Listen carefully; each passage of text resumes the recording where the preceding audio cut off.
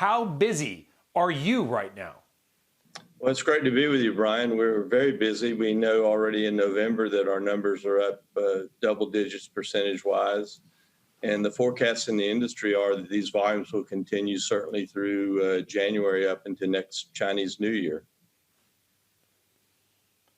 Are you seeing the kind of backlog? I mean, I do these weird satellite things where I look at the number of ships offshore because that's kind of what I do for fun nowadays. How much backlog do you have waiting to come in? How busy are the trucks? You've also got an inland port. How busy are the rails right now?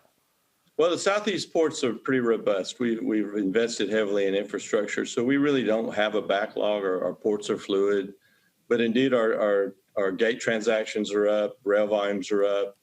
I mean, it's a very busy time, but we're able to handle that volume. I think what happened also, Brian, is a lot of volume, there was a trend to move volume to the East Coast of the United States for reliability reasons, but a lot of volume was sent back on short notice to the West Coast for transit time reasons, and that's created some fluidity issues there. That's not a criticism. I mean, I think anyone would have dealt with that if it happened unexpectedly. Well, time is everything, Jim. I mean, we buy something online, we want it like tomorrow, if not later on today. You guys are deepening, going to 52 feet. You'll be the deepest on the East Coast once that happens.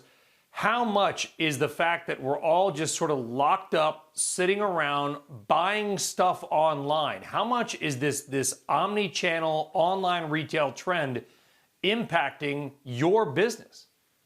I mean, it's a dominant theme. I think we know from economics that we tend to spend a fixed percentage of our income. And if you can't go on a vacation or go to a restaurant or go to a football game, then you stay home and buy stuff. And I think that's what we're seeing.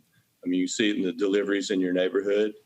And the major retailers are best able to take advantage of this omni-channel trend because they really combine bricks and mortar and e-commerce in a very efficient way, and they can deliver fast.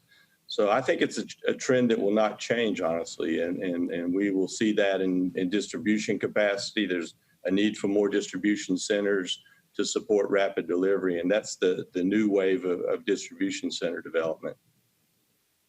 And what's amazing, and we sort of half joked about it earlier in the show, Jim, is that we still have a trade war going on. We forget about that because of the pandemic.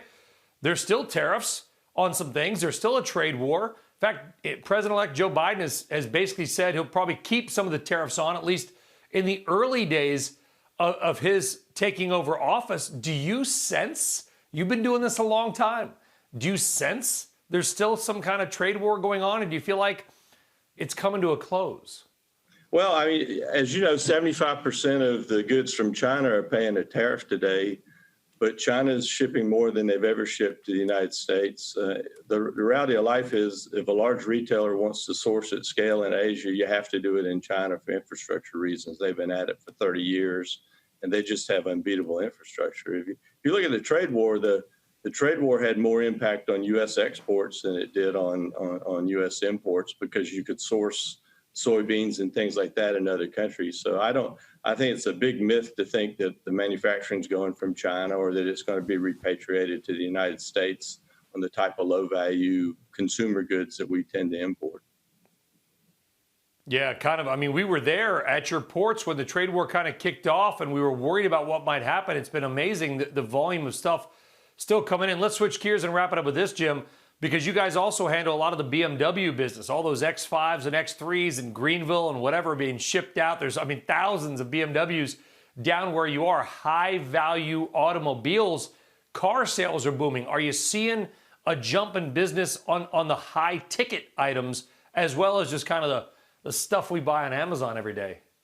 Well, absolutely. You know, the car factories were closed in April and May, so that had a big impact on our volume. We're really dependent on automotive. But right now, the German luxury SUVs, BMW, Mercedes, they're booming. I mean, they're shipping record volumes today.